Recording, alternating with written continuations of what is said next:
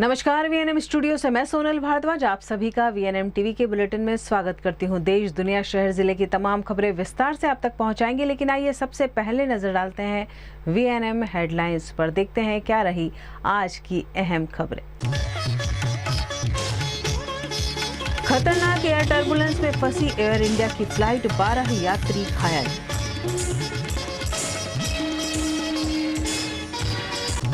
गुजरात के छोटा उदेपुर में सिंचाई तालाब पानी से लबालब, पर किसानों को नहीं मिल रहा पानी।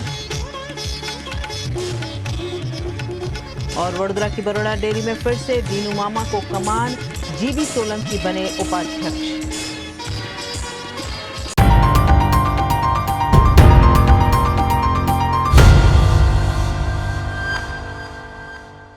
थाईलैंड के फुकेट से दिल्ली आ रही एयर इंडिया की फ्लाइट AI-2379 उड़ान के दौरान अचानक तेज टर्बुलेंस की चपेट में आ गई। विमान कुछ देर तक बुरी तरह हिलता रहा और 3 मिनट तक आसमान में पलटी खाता रहा, जिससे यात्री सकते में आ गए। फुकेट से दिल्ली आ रही एयर इंडिया की फ्लाइट AI-2379 मंगलवार को तेज टर्बुलेंस का सामना करते हुए मुश्किल में फंस गई। उड़ान के दौरान अचानक विमान तेजी से हिलने लगा और कुछ समय के लिए उसकी ऊंचाई भी तेजी से कम हो गई। विमान 3 मिनट तक हवा में पलटी खाता रहा। इस दौरान यात्रियों और क्रू मेंबर्स के बीच अफरा तफरी मच गई। हालांकि पायलट ने सूझबूझ और कुशलता का परिचय देते हुए विमान को सुरक्षित दिल्ली के इंदिरा गांधी अंतर्राष्ट्रीय हवाई अड्डे पर उतार लिया।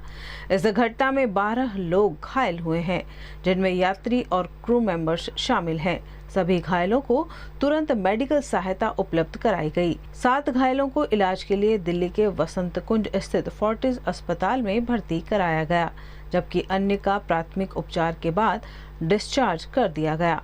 फिलहाल घटना की जांच की जा रही है और एयर इंडिया ने यात्रियों की सुरक्षा को सर्वोच्च प्राथमिकता बताते हुए आवश्यक सहायता उपलब्ध कराने की बात कही है। गुजरात के छोटा उदेपुर में कुंदनपुर सिंचाई तालाब पानी से लबालब भरा है, लेकिन हजारों किसान फिर भी सिंचाई के पानी के लिए तरस रहे हैं। छोटा उदेपुर के बोडेली के कुंदनपुर में स्थित सबसे बड़े सिंचाई तालाब की तस्वीर व्यवस्था की बड़ी लापरवाही को उजागर कर रही है। तालाब में पर्याप्त पानी मौजूद तो है, लेकिन सालों पुराना नहर और पाइपलाइन का नेटवर्क पूरी तरह से खस्ता हाल हो चुका है। नतीजा ये है कि बारिश खत्म होने के बाद किसानों के खेतों तक सिंचाई का पानी पहुंच ही नहीं पाता। किसानों का कहना है कि पिछले 15 सालों से नहरें टूटी हुई है, कई जगह सीमेंट पाइप टूट चुके हैं और नहरों के किनारे भी क्षतिग्रस्त हो गए हैं। यहाँ सिंचाई विभाग की बेदरकारी कहूँ कि 15-20 वर्ष थी एक नेटवर्क हतुं આગળ કેનાલનું, જ્યાં છેવાડા સુધી પાણી જતું હતું, કળાથલા રોડ સુધી જતું હતું। આ તલાવનું પાણી આ બાજુ અમાદરા તરફ બી જતું હતું, તો તે વખતે બહુ સારું હતું। પણ હવે પરિસ્થિતિ એવી આવી ગઈ છે કે કેનાલનું આખું નેટવર્ક તૂટી ગયેલ છે અને આ તલાવનું પાણી બહુ વેડફાટ થાય છે। બીજું કે આજુબાજુ વિસ્તારોમાં આ ખેડૂતનો આખો એ છે વિભાગ, પશુપાલનનો મુખ્ય આધારિત ધંધો છે। જો આ બધી વસ્તુ દરેક જગ્યા પર પહોંચતી હોય પાણી નેટવર્કથી, તો ખેડૂતોને, ઢોરોને બધાને પાણીની વ્યવસ્થા રહે। એટલે સરકારને એક જ માગણી છે, સિંચાઈ વિભાગને બી એક માગણી છે કે આ નેટવર્કને નવેસરથી ઊભું કરે અને લાભ આપે ખેડૂત। અમારે અહીંયા આગળ વર્ષોથી આ કેનાલોને પાઇપલાઇનોને જે પેલા વ્યવસ્થા હતી એ બધું તૂટી ગયેલું છે, તો અમારે ખેડૂતોને ખેતર સુધી પાણી કંઈ આવતું નથી ને આ પાણી ભરેલું છે। તો એના માટે કંઈ આ પાઇપલાઇન કે કેનાલનું નવેસરથી કંઈ કરે તો બધાને 2 પાક સુધી કદાચ પાણી મળે એવું અમારી માંગણી છે। આ નેટવર્ક તૂટી જવાથી ખેડૂતોને હાલમાં કેટલું નુકસાન થાય છે? નુકસાન તો કારણ કે હવે પાણી ભરેલું છે ને કોઈના ખેતરમાં પાણી જતું નથી। પ્રાઇવેટો લાઈનો કરીને મશીનો મૂકીને પાણી લઈ જાય છે નજીકના ખેતરાવાળા। બાકી તો બધા જે કેનાલો છે એ બધી બંધ છે, તૂટી ગયેલું છે બધું। તો નવેસરથી જો આ કામ કરવામાં આવે તો આ બધા ખેડૂતને 1 પાક નહીં પણ મારા અંદાજ પ્રમાણે 2 પાક સુધી કદાચ આ તળાવમાંથી પાણી મળી શકે। किसानों का आरोप है कि सिंचाई विभाग और जनप्रतिनिधियों को कई बार शिकायतें की गई है, लेकिन आज तक कोई ठोस कार्यवाही नहीं हुई है। कुंदनपुर आगर आवेलू छे जे सिंचाई तळाव छे। आ आजुबाजुना 5 गामने आनाथी लाभ थयो ए आ तळाव छे। जो नर्मदा केनालनुं आनी अंदर पाणी आववानुं होय તો જે 60 વર્ષ પહેલાં આનું સ્ટ્રક્ચર ઊભું કરવામાં આવ્યું હતું એ બધું જર્જરિત હાલતની અંદર બધું નાશ થઈ ગયું છે। તો અમને સિંચાઈ માટે ખેડૂતો માટે જે નવેસરથી અમને માઇનોર કેનાલ માઇનોર પાઇપલાઇનો જે સરકારે અમને કરી આપવી જોઈએ વહેલામાં વહેલી તકે અમને કરી આપે તો અમને ખેડૂતોને ખૂબ મોટા પ્રમાણની અંદર લાભ થાય એવો છે। જો આ સરકાર ખેડૂતોની આવક બમણી થાય એવું વિચારે છે તો એના માટે અમને પાણી પૂરતું મળશે તો બમણી થશે ને। કોરાટ જમીનની અંદર તો બમણી આવક થવાની નથી। જો પાણી મળશે તો અમે ઋતુસર 3 પાક લઈ શકીશું તો ખેડૂતો આનાથી માલામાલ થશે। સરકાર હાથે હાથ નહીં ફેલાવવો પડે, સરકારથી ખુશ રહેશે। તો સરકાર અમારા મુદ્દાને ધ્યાનમાં લે અને અમાદરા તરફની જે માઇનોર કેનાલ દોડાવે તો અમારું 250 હેક્ટર સુધીની જમીન પિયાત થાય એવી છે।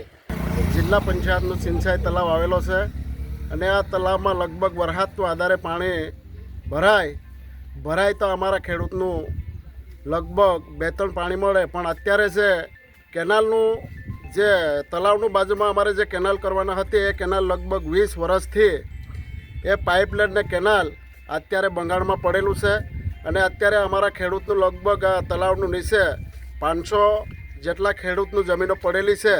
પણ અત્યારે અમારે પાણી લેવું હોય તો ઘણી બધી મુશ્કેલી પડે અને હું વિસ્થાપિત તરીકે નર્મદા વિસ્થાપિત તરીકે હાપેસરથી હું કુંદનપુરમાં વિસ્થાપિત થયેલ છે। આજે મારે વિસ્થાપિત તરીકે મને કુંદનપુર પિયાતનું પાણી મળવું જોઈએ પણ અત્યાર સુધી અમારે કુંદનપુર તળાવમાં પાણી આવતું નથી અને પહેલું બી ઘણી વખત અમે રજૂઆત કરી પણ અત્યાર સુધી અમારે કુંદનપુર તળાવમાં પાણી આવતું નથી અને અત્યારે કંઈ બી હિસાબે સરકાર અમુન નર્મદા વિસ્થાપિત તરીકે અમુન પાણી આપે। અને મારે કેવું કે વિસ્થાપિત તરીકે મેં હાપેસર હતો, હાપેસરમાંથી અમારી એટલી બધી જમીન ડૂબાણમાં ગઈ છે, એટલો મોટો અમે સરકારનું બલિદાન આપેલું હોય તો સરકારનું અમારે અહીંયા કોઈ બી હિસાબે કુંદનપુર તળાવમાં પાક્કું પાણી થાય એ રીતે અમून કરી આપવું પડે। आज यानी 4 अगस्त इतने दिनों से इंतजार जो राजनीतिक गलियारों में हो रहा था, बरोड़ा डेयरी चुनाव के नतीजों का इंतजार, आज वो इंतजार खत्म हुआ और आखिरकार बरोड़ा डेयरी को उनका अध्यक्ष और उपाध्यक्ष मिल चुका है। इस मौके पर मैं खड़ी हूँ बरोड़ा डेयरी में, जहाँ पर आप देख पा रहे होंगे कि भीड़ है यहाँ पर। जो 13 सदस्यों आज मिलकर मतदान कर जिताने वाले थे, जिनके जरिए आज 13 डायरेक्टर्स सभी मिलकर 13 सदस्य मिलकर 2 लोगों का चुनाव करने वाले थे, जिनमें अध्यक्ष और उपाध्यक्ष का नाम शामिल होना था। उसमें एक बार फिर अध्यक्ष के तौर पर दिनेश पटेल यानी दिनू मामा और उपाध्यक्ष के तौर पर जीवी सोलंकी का नाम एक बार फिर उठकर सामने आया है।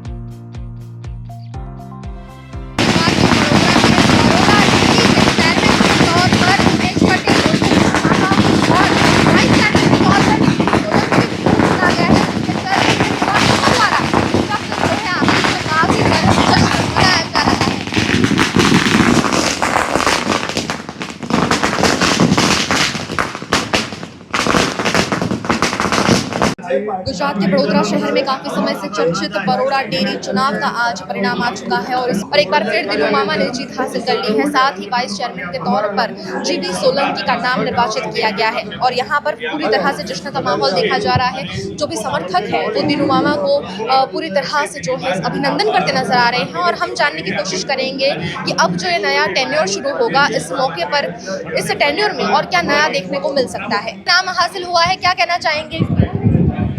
हमें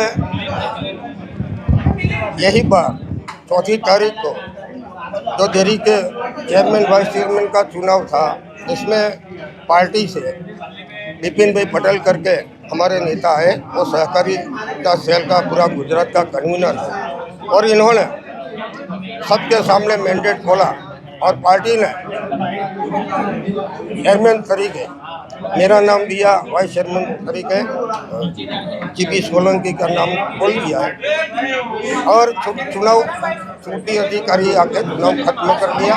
इसमें हम जीत के आए हैं। बस एक बार फिर से हमारे पर भारतीय जनता पार्टी के शीर्ष नेतृत्व ने और हमारे बड़ौदा और छोटाउदेपुर जिले के सभी आगेवानों ने हम पे भरोसा जताया है और फिर से जिम्मेदारी दी है, तो उस जिम्मेदारी को अच्छी तरह से वहन करने की हम पूरी कोशिश करेंगे। भारतीय जनता पार्टी की परंपरा रही है कि उसका विचारधारा के लोगों के डायरेक्ट तरीके उसको टिकट दी थी और वो सब चुन के आए हैं और चुनने के बाद सबकी प्रतिक्रिया ली, सबका सेंस लिया, उसमें सर्वसम्मति से निर्णय आया। चेयरमैन तरीके दिनू मामा और वाइस चेयरमैन तरीके जीपी सोलंकी का नाम आया है। सहर्ष सब डायरेक्टरों ने उसको बढ़ा लिया है और अभी नाम हमने डिक्लेयर किया है और अभी प्रक्रिया ऊपर चालू करने के लिए जा रहे हैं। एक बार फिर से ये टेन्योर रिपीट हुआ है तो क्या चेंजेस देखने को मिलेंगे वापस इस टेन्योर में? चेंजेस में ऐसा है कि अभी सहकारी मंत्रालय माननीय नरेंद्र भाई मोदी के द्वारा पर बनाया है, उसमें माननीय अमित भाई शाह साहब वर्षों से सहकारिता का काम कर रहे हैं। तो माननीय अमित भाई जब से आए तब से नई नई मल्टी स्टेट कोऑपरेटिव सोसाइटियाँ भी बनाई है, नया अलग अलग तबकों के लिए अलग अलग नई सहकारी संस्थाएं चालू हो रही है और उसके हिसाब से जो डेयरी को जो भी फायदा मिल रहा है उससे केंद्र से तो मिल ही रहा है। गुजरात सरकार के अंदर माननीय भूपेंद्र भाई पटेल की सरकार आए, वो भी डेयरी ज़्यादा से ज़्यादा आगे बढ़े और अंत्योदय गांव का छिल्ला जो व्यक्ति है उसको फायदा मिले, वो प्रकार काम कर रहे हैं। हमारा पार्टी प्रमुख जगदीश भाई भी सहकार मंत्रालय यहाँ गुजरात का संभाल चुके हैं। तो सब लोगों ने मिलकर निर्णय गांव के लास्ट व्यक्ति के लिए, चिल्ला व्यक्ति के लिए उसका उत्थान होगा, आर्थिक रीति मजबूत बनेगा, ये प्रकार डेयरी आगे ऊपर चलेगी। गुजरात के वडोदरा के पौर में बाढ़ का पानी उतरने के बाद मंदिर के पीछे लगी लोहे की ग्रिल में एक मगरमच्छ फंस गया, जिसे मशक्कत से रेस्क्यू किया गया। वडोदरा के पौर गांव में बाढ़ का पानी उतरने के बाद बड़ियादेव मंदिर के पीछे लगी ग्रिल में एक मगरमच्छ फंसा हुआ दिखाई दिया। स्थानीय लोगों ने तुरंत इसकी सूचना सेव वाइल्ड लाइफ ट्रस्ट और वन विभाग को दी। सूचना मिलते ही सेव वाइल्ड लाइफ ट्रस्ट के संदीप भाई अपनी टीम के साथ मौके पर पहुंचे और वन विभाग के रेस्क्यूअर नितिन पटेल, जिग्नेश परमार और सागर राठौड़ को भी मौके पर बुलवाया गया। करीब 2 घंटे तक चले रेस्क्यू ऑपरेशन के बाद मगरमच्छ को सुरक्षित बाहर निकाला गया। इसके बाद उसे बिना किसी नुकसान के ढाढर नदी में छोड़ दिया गया।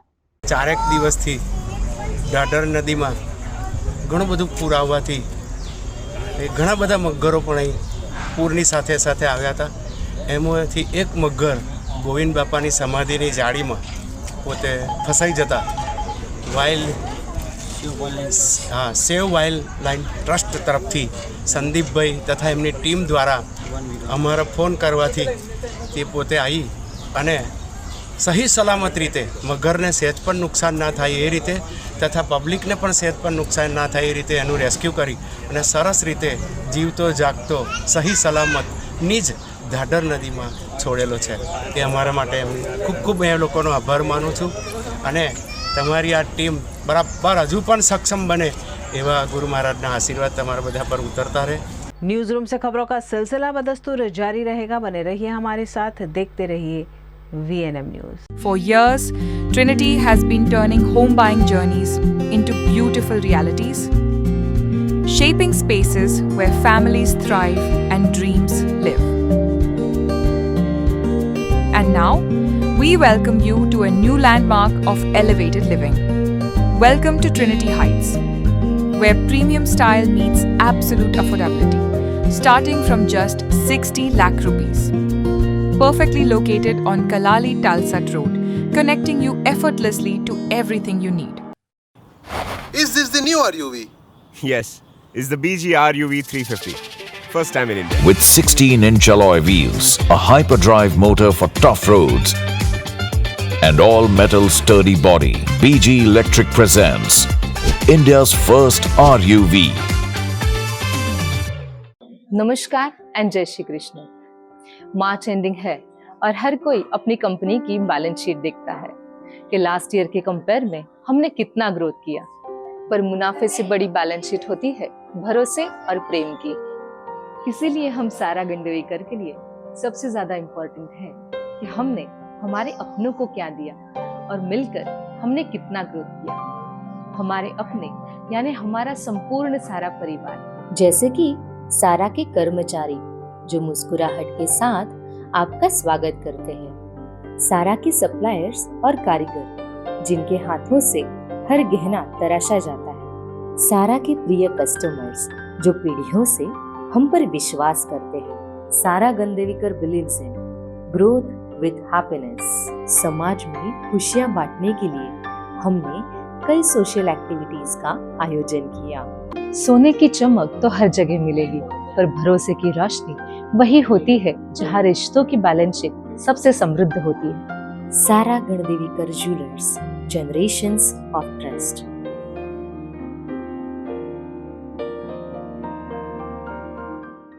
गुजरात के वडोदरा की मांजलपुर विधानसभा उपचुनाव के नतीजों के बाद एक राजनीतिक नेता का चुनावी दावा चर्चा का विषय बन गया है, जहां कांग्रेस की हार के बाद क्षत्रिय समाज के नेता को अपने दाढ़ी मूंछ तक मुंडवाने पड़े। वडोदरा की मांजलपुर विधानसभा उपचुनाव के परिणाम घोषित होने के बाद कांग्रेस उम्मीदवार भीखाभाई रबारी को हार का सामना करना पड़ा। चुनाव प्रचार के दौरान कांग्रेस से जुड़े क्षत्रिय नेता महेंद्र सिंह राठौड़ ने दावा किया था कि कांग्रेस उम्मीदवार निश्चित रूप से चुनाव जीतेंगे, क्योंकि वो ईमानदार और जनता के बीच काम करने वाले नेता है। उन्होंने सार्वजनिक रूप से ये भी कहा था कि अगर कांग्रेस उम्मीदवार चुनाव नहीं जीतते तो वो अपना दाढ़ी मूंछ मुंडवा देंगे। जय माताजी, जय मां करणी। आज रोज 3 ઓગસ્ટના દિવસે માંજલપુર પેટા ચૂંટણીનું પરિણામ આવ્યું.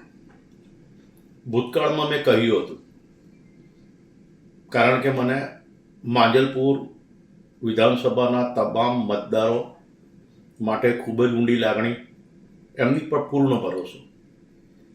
પણ મેં કહ્યું હતું કે ભીખાભાઈ રબારી જો હારી જશે તો હું મારી દાઢી અને મૂછ ઉતારી દઈશ. રઘુકુલ રીત સદા ચલી આવી, પ્રાણ જાય પર વચન ના જાય. મેં જે મારા વચન કીધા છે એ પાળવા જઈ રહ્યો છું. ખાસ કરીને માંજલપુર વિધાનસભાના તમામ મતદારોને હું આ જીતના અભિનંદન પાઠવું છું. ખાસ કરીને એ મતદારો કે જે 38.4% મતદાન કર્યું. 38.4% મતદાનની અંદર 60થી ઉપર પર્સન્ટેજ સતીશભાઈને મળ્યા. નોટામાં મળ્યા એનો મને ખાસ આઈડિયા નથી, પણ જે પ્રમાણે વોટિંગ કરવામાં નથી આવ્યું, એટલે કે 60થી 62% પ્રજાએ મતદાન નથી કર્યું. એ શા માટે નથી કર્યું? એનો મતલબ એટલા વોટ ભાજપને પણ નથી મળ્યા. માટે લોકશાહીની ગણતરી પ્રમાણે જોવા જાઓ તો સમગ્ર માંજલપુર વિધાનસભાના 32થી 32% વોટ સતીશભાઈને મળ્યા છે. માટે આ વખતે ઘણું મોટું મતદાન ન કરીને પણ માંજલપુર વિધાનસભાના મતદારોએ પોતાનું દુઃખ પ્રગટ કરી દીધું છે, પોતાની નારાજગી પ્રગટ કરી છે. પણ હું જે કહ્યું છે દાઢી મૂછ આપી દઈશ, એ પ્રમાણે હું અત્યારે મારો દાઢી અને મૂછનો ત્યાગ કરવા જઈ રહ્યો છું. અપેક્ષા રાખું છું આગામી દિવસની અંદર આ મારી લાગણી વડોદરાના પ્રજા સૌ સમજે. બસ એ જ મારી અપેક્ષા. જય માતાજી, જય મા કરણી. मांजलपुर का चुनाव परिणाम उनकी उम्मीदों के विपरीत आया है और कांग्रेस उम्मीदवार को हार मिली है। इसके बाद महेंद्र सिंह राठौड़ ने अपने वचन के अनुसार अपनी दाढ़ी और मूंछ मुंडवा ली है। राजपूत समाज में दाढ़ी और मूंछ सम्मान और स्वाभिमान का प्रतीक मानी जाती है। ऐसे में अपने वचन को निभाने की इस घटना की राजनीतिक और सामाजिक हलकों में काफी चर्चा हो रही है। गुजरात के वडोदरा जिले में एक भैंस नदी के तेज बहाव में पानी में बह गई, जिसे बचाने के लिए फायर ब्रिगेड ने सघन रेस्क्यू ऑपरेशन चलाया। वडोदरा जिला के आसोज में एक भैंस नदी का जल स्तर बढ़ने से पानी के तेज बहाव में फंस गई। घटना की जानकारी मिलते ही हेमंत वड़वाना की टीम तुरंत मौके पर पहुंची और रेस्क्यू ऑपरेशन शुरू किया गया। बचाव अभियान में फायर ब्रिगेड और फॉरेस्ट विभाग की टीम भी शामिल हुई। बड़ी संख्या में ग्रामीण भी मौके पर पहुंचे और टीमों का सहयोग किया। इस दौरान वडोदरा जिले के भाजपा के पूर्व IT कन्वीनर जगदीश माली भी मौके पर मौजूद रहे और बचाव कार्य में सक्रिय सहयोग दिया। काफ़ी मशक्कत के बाद हेमंत वड़वाना फायर ब्रिगेड, फॉरेस्ट विभाग और ग्रामीणों की संयुक्त टीम ने भैंस को सुरक्षित नदी से बाहर निकाल लिया। सफल रेस्क्यू के बाद गांव के लोगों ने राहत की सांस ली और सभी बचाव कर्मियों की सराहना की। गुजरात की कला नगरी वडोदरा में खूबसूरत आयोजन रेमा पनी, रवि नायक और वृंद द्वारा परेश स्मृति 44 के रूप में आज प्रस्तुत किया जा रहा है, जिसका कलाकारों ने रिहर्सल किया। गुजरात की कला नगरी वडोदरा में हमेशा ही कला को समर्पित अद्भुत आयोजन होते रहते हैं। इसी के तहत वडोदरा के 60 से 70 कलाकारों को शामिल करता हुआ एक अद्भुत संगीत का कार्यक्रम आज रात 9 बजे अकोटा के सर सहजराव नगर गृह में आयोजित किया गया है। रे म पनी, रवि नायक और वृंद द्वारा प्रस्तुत किए जाने वाले परेश स्मृति 44 का इन कलाकारों द्वारा अद्भुत रिहर्सल कर कार्यक्रम की तैयारी की गई, जिसमें छोटे बच्चों से लेकर बड़ी उम्र तक के आर्टिस्ट शामिल हुए।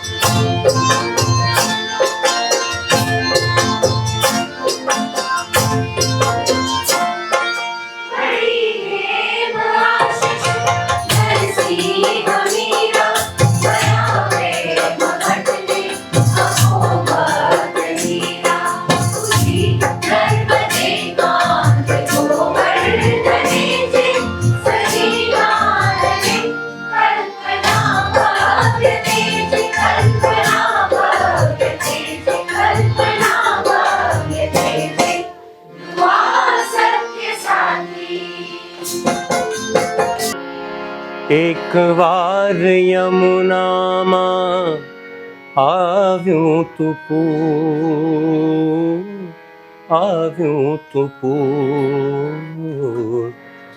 मथुरा थी एक बार माथे मुकीने कोण लाव्यूं तू बांसुरी न सूर एक बार यमुना मां आव्यूं तू पूर। यमुना में पूर आया था तब की ये बात है। गत 10-15 दिनों में हमने काफ़ी पूर की बातें सुनी। पूरे गुजरात में पानी का कहर था, इसीलिए यह कार्यक्रम भी हमें पोस्टपोन करना पड़ा था। हॉल मिलने के हिसाब से 4 अगस्त 2026 को ये कार्यक्रम पुनः तय किया गया है। नाम है परेश स्मृति और इसका 44वां संस्करण हम करने जा रहे हैं। बड़ौदा के कई लोगों को ये कार्यक्रम पता है, लेकिन जो नए आए हैं या जिन्हें नहीं पता है, इनके लिए मैं यह आमंत्रण आप सबको देना चाहता हूँ। हम करीब 70-80 लोग एक साथ कई गाने गाएंगे। 2-4 सोलो सॉन्ग भी होंगे, एक आध डुएट भी होगा। इसमें ज़्यादातर गुजराती गाने और थोड़े हिंदी गाने भी हम प्रस्तुत करने वाले हैं।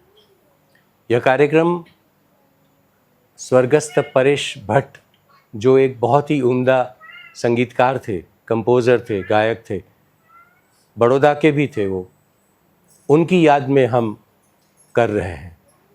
ये 44वां साल है, 44वां कार्यक्रम परेश स्मृति हम करेंगे। हम आप सबको आमंत्रित करते हैं। क्या फैशन सिर्फ कपड़े पहनने का नाम है या फिर ये आपकी सोच, आपकी जिम्मेदारी और आने वाली जनरेशन के भविष्य से भी जुड़ा हुआ है? क्या आपकी अलमारी सिर्फ स्टाइल दिखाती है या फिर आपकी सोच को भी? इन्हीं सवालों का जवाब तलाशने के लिए बड़ोदरा शहर में अलमारी कॉफ़ी मीटअप का आयोजन किया गया। आपको बता दें कि इस खास मीटअप में फैशन, सस्टेनेबिलिटी और कॉन्शियस चॉइसेस पर खुलकर चर्चा की गई। अलमारी एक ऐसा कॉन्सेप्ट है जिससे जुड़कर आप अपने घर की अलमारी को थोड़ा सा खाली कर सकेंगे, और जो लोग बेहद खूबसूरत कपड़े पहनना चाहते हैं उनके लिए आप अपने कपड़े इस अलमारी कॉन्सेप्ट में दे सकते हैं।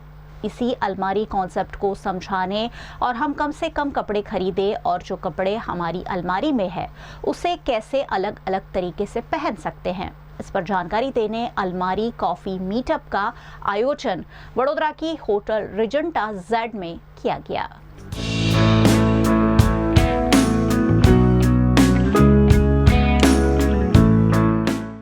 आपके पास जो कपड़े हैं उसे कितने तरीकों से और एसेसरीज को ऐड करके कैसे उसे स्टाइलिश बनाकर पहना जाए, इस पर बेहतरीन प्रेजेंटेशन दिया image in styling expert Devika Lula ने। स्टाइल और सस्टेनेबिलिटी एक ऐसी चीज़ है जो सबके लिए बहुत इंडिविजुअल है। खास करके हमारी जो स्टाइल है, जिसे हम कहते हैं पर्सनल स्टाइल, हर एक इंसान की जो age and phase of life होती है उस पर डिपेंड करती है।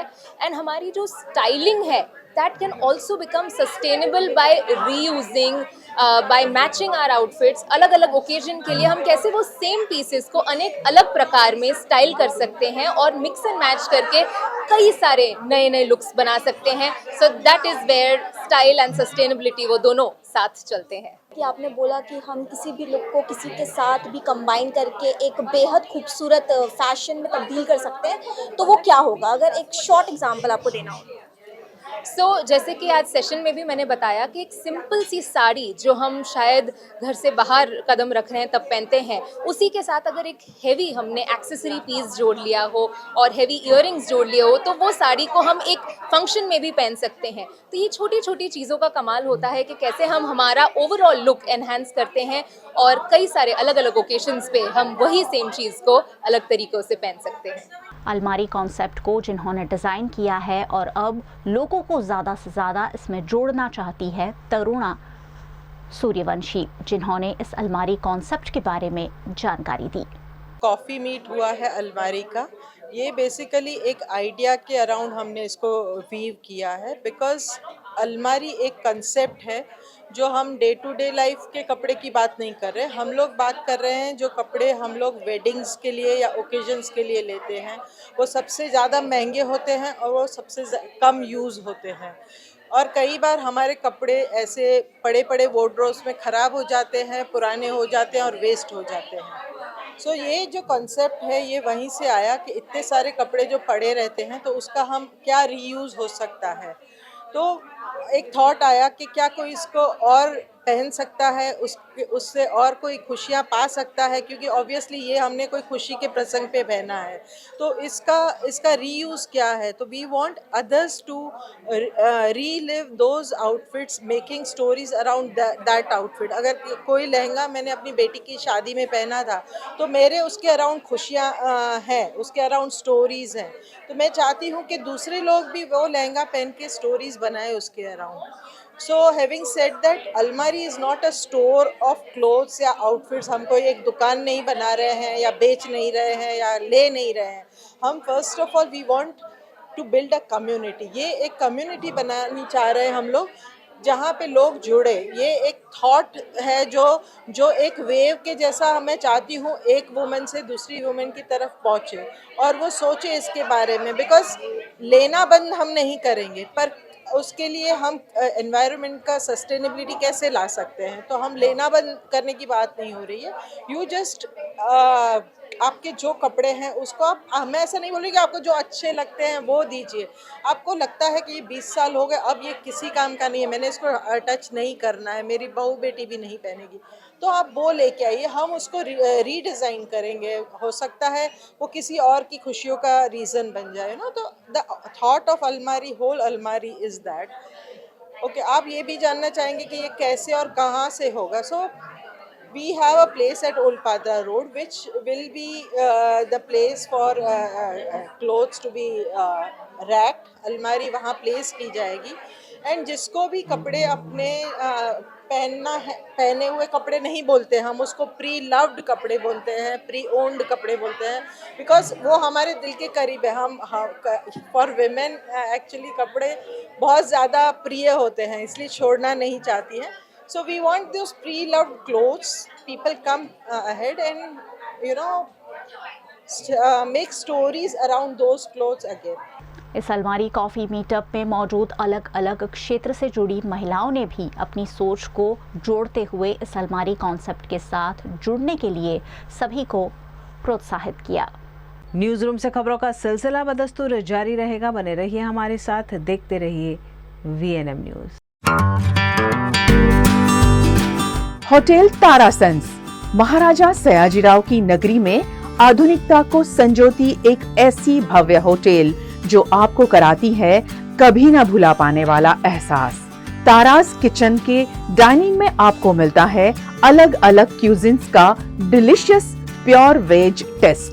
तारास कंट्री काफे में फ्रेंड्स और फैमिली के साथ बिताए पल आपको करते हैं तरोताजा।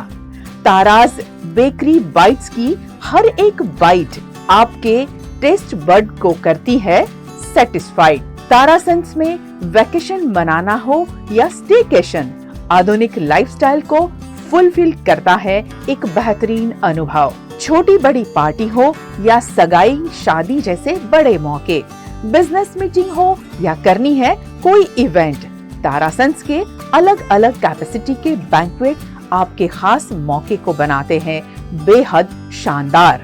Hotel Tarasons behind Yash complex, Geri road, near Sundaram Nagar, Gotri road, Vadodara. VNM Foundation, transforming lives, empowering communities. Inspired by the late Shri A.D. Vyasa's life journey, the VNM Foundation was established in 2018, dedicating and making a positive and enduring impact on lives of individual and community. VNM Foundation is working on issues that can improve the society today and tomorrow.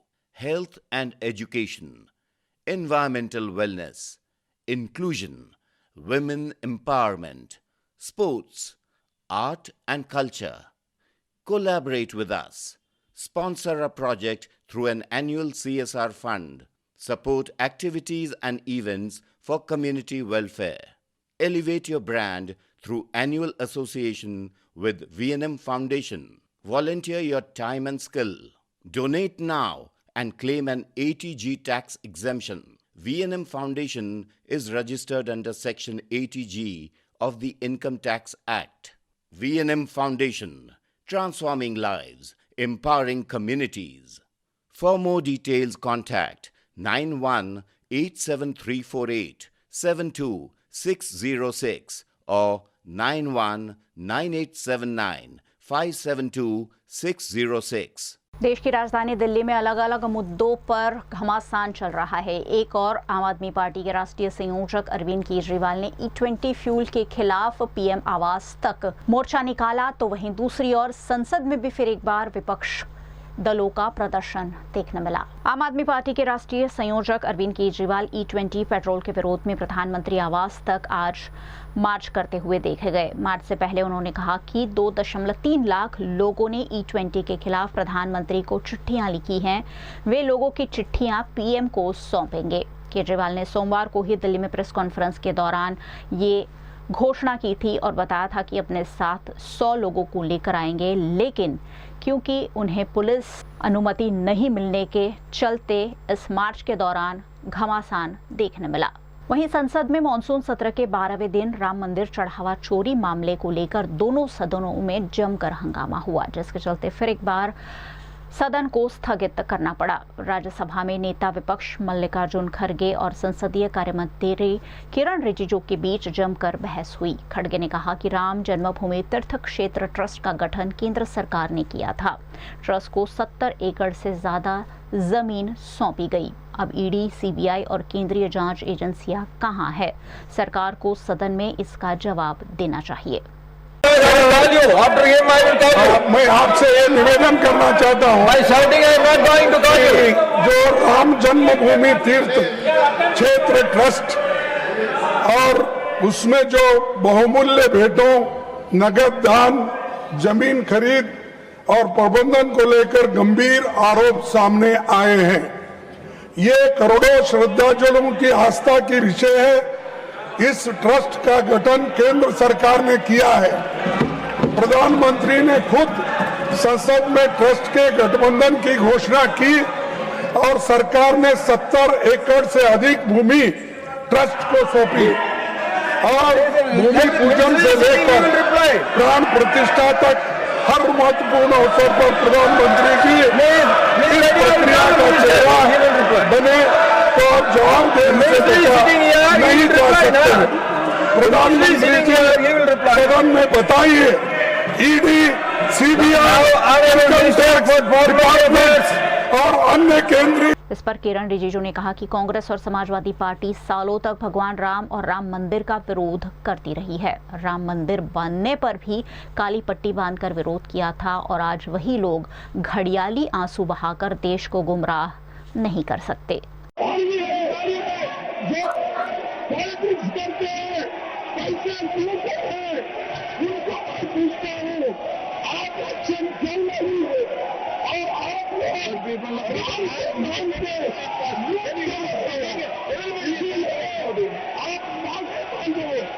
देश के लोगों से माफी मांगे और आपको काम कर रहे देश के हित में नहीं, वो सिर्फ लोगों को बढ़ाने को हमारे मिनिस्टर ने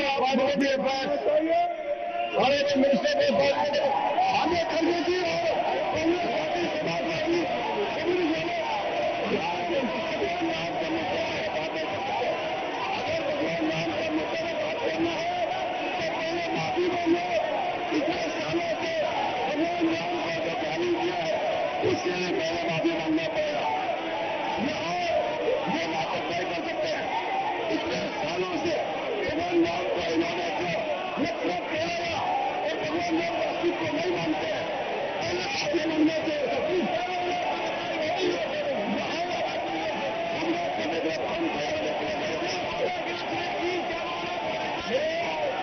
फिर एक बार परिसर में विरोध प्रदर्शन देखने मिला, जिसमें कांग्रेस, समाजवादी पार्टी, आरजेडी समेत कई विपक्षी दलों के सांसदों ने राम मंदिर चढ़ावा चोरी को लेकर सरकार के खिलाफ प्रदर्शन किया। समाजवादी पार्टी की सांसद डिंपल यादव समेत पार्टी के अन्य सांसदों ने दान पेटी लेकर सांसद परिसर में राम मंदिर चढ़ावा चोरी को लेकर प्रदर्शन किया और नारेबाजी की।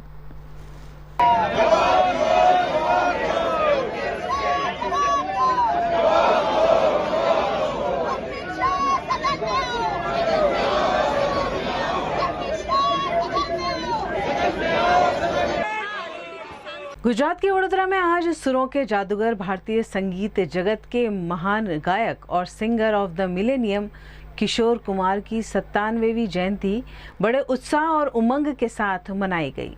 वडोदरा में संगीत प्रेमी ग्रुप द्वारा महान गायक किशोर कुमार की 97वीं जयंती पर विशेष कार्यक्रम का आयोजन किया गया। इस मौके पर उनके चाहने वालों ने केक काटकर जन्मदिन मनाया और एक दूसरे को चॉकलेट बांटी। कार्यक्रम में मौजूद संगीत प्रेमियों ने किशोर कुमार के अमर गीत गाकर पूरे माहौल को सुरमयी बना दिया।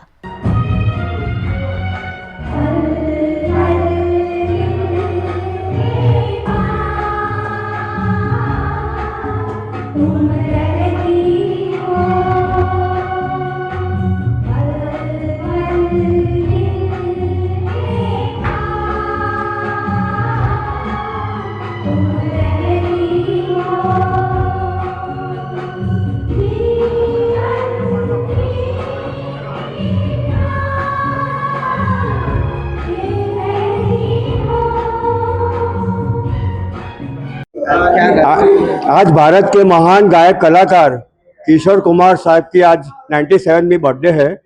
तुम देख रहे हो कितना उत्साह उमंग है और सब उनके फैंस चाहने वाले बड़ी तादाद में इधर सरदार भवन जुबली बाग के हॉल में उपस्थित होकर केक कटिंग किया भी और चॉकलेट डिस्ट्रीब्यूट किया। और उनके जो सदाबहार गाने हैं उनके द्वारा हमने आज उनको स्वरांजलि अर्पण किया है। किशोर दा हमको ऐसा लगता है कि आज भी वो हमारे बीच में जिंदाज है, वो कभी हमारे से दूर हुए भी नहीं है। उनके गानों के द्वारा हम सुबह से शाम तक रात तक रेडियो में उनके गाने सुनते हैं। उनके गाने सब प्रकार के हैं, रोमांटिक है, साइलेंट है, दर्द भरे गाने हैं, थोड़ा कॉमेडी टाइप के हैं और थोड़े फास्ट सॉन्ग्स भी है। लेकिन एक ऐसे कलाकार है कि नहीं पहले कोई ऐसा भारत में हुआ ना आगे कोई होगा। एक ऐसा टैलेंटेड कलाकार जो हर प्रकार के गाने वो गाते थे और आज भी वो गुजराती में भी उन्होंने बहुत सारे अच्छे 4-5 गाने गाए हैं। एक में वो है હું અમદાવાદનો રિક્ષાવાળો 999 નંબર વાળો અમદાવાદ અમદાવાદ बताओ ચાલો। एक दूसरा गाना भी बहुत फेमस है गुजराती में, लोगो तो सौ के छे मुंबई माथे बहु कमाणी पर मुंबईनी कमाणी मुंबई मां समाणी। और एक तीसरा गाना थोड़ा रोमांटिक टाइप का है, वो भी मैं आपको सुना था एक लाइन, ए ओरियावे तो तने बात कहूं खानगी तू गरम मसालेदार खाटी मीठी वानगी। यानी किशोर कुमार हमें इतना मॉरल सपोर्ट दिया है जीवन के दुख सुख के प्रसंग के अंदर। आज हमें ऐसा लगता है कि किशोरदा हमारे बीच में ही है।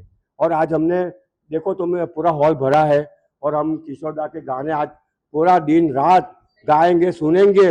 और आज हमारा मस्ती भरा दिन है। आज उनको याद है, हम उनको गुरु मानते हैं, हमारे संगीत के गुरु है।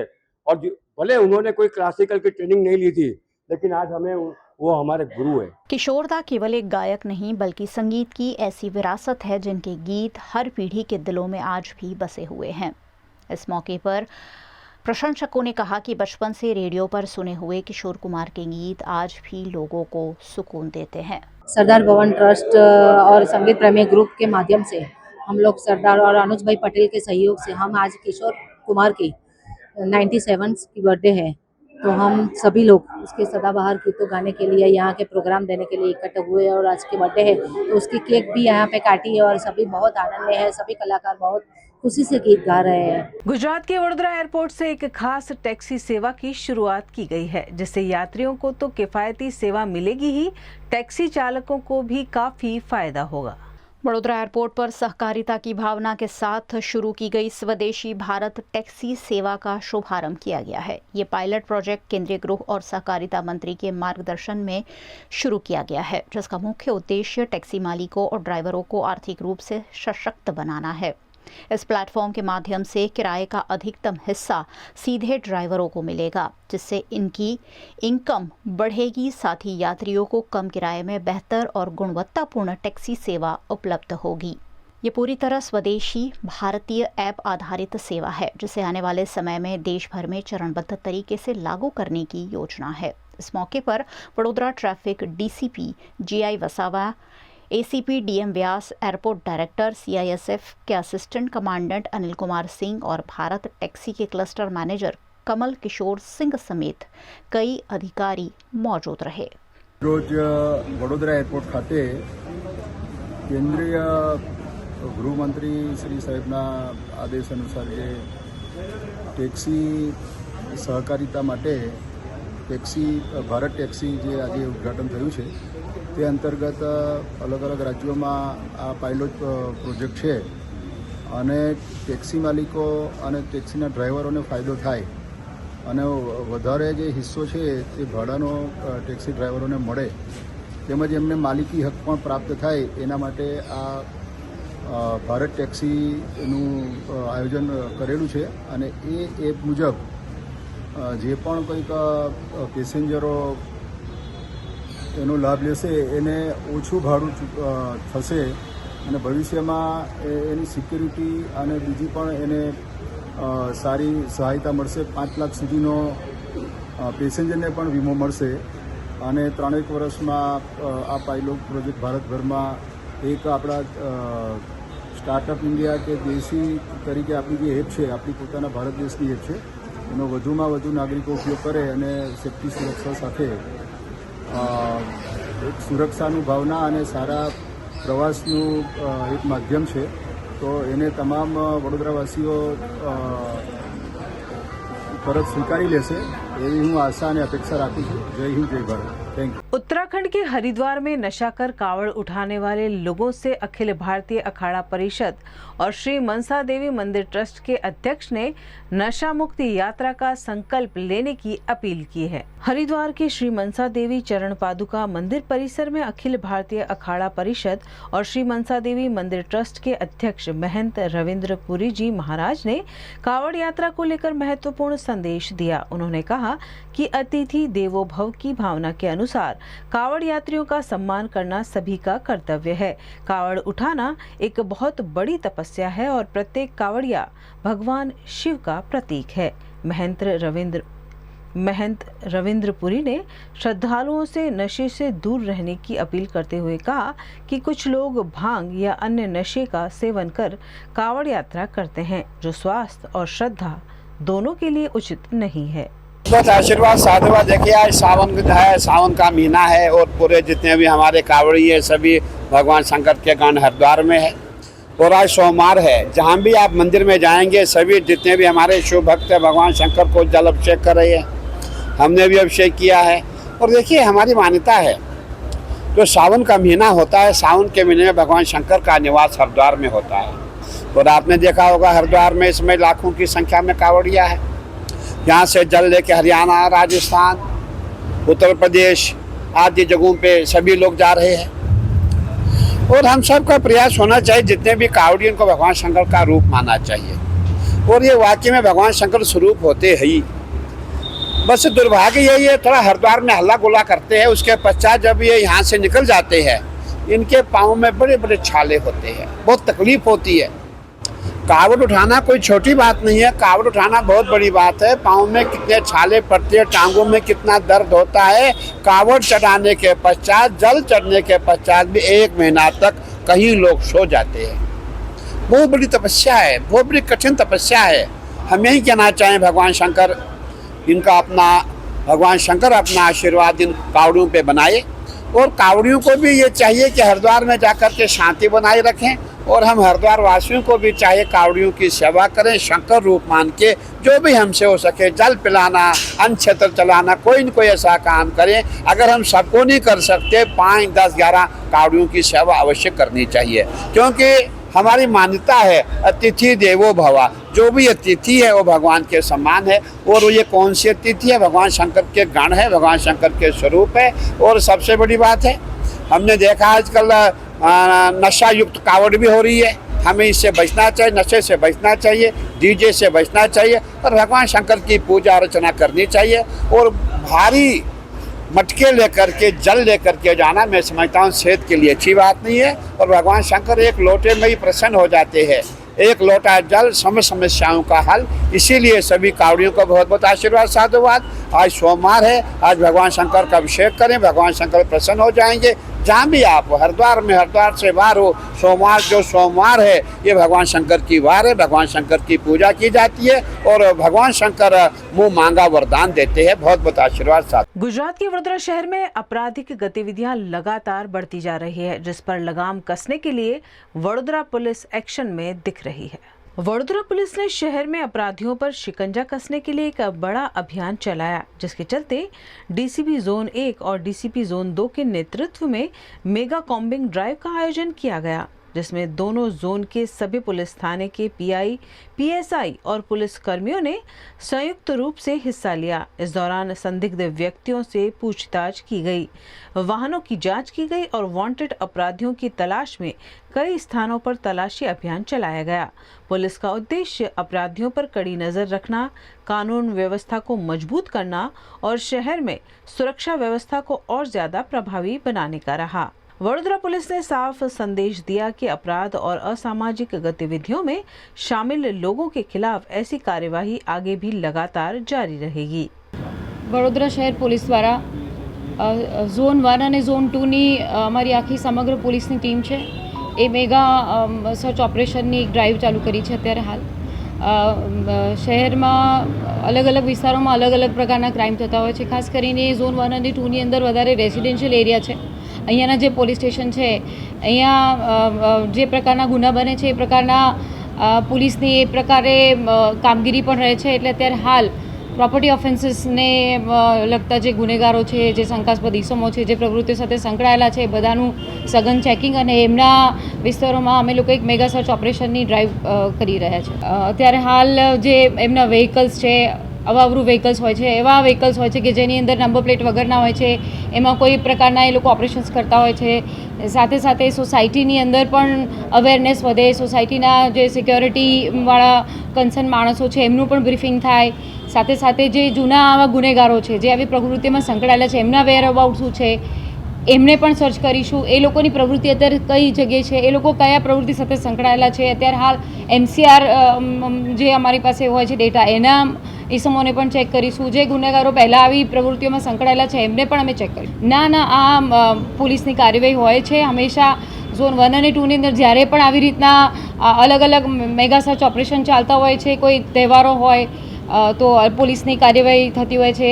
સાથે સાથે પ્રોપર્ટી ઓફેન્સીસ હોય તો એના સંબંધિત પણ पुलिस કાર્યવાही करती હોય છે. तो આ એક रूटीन काम છે.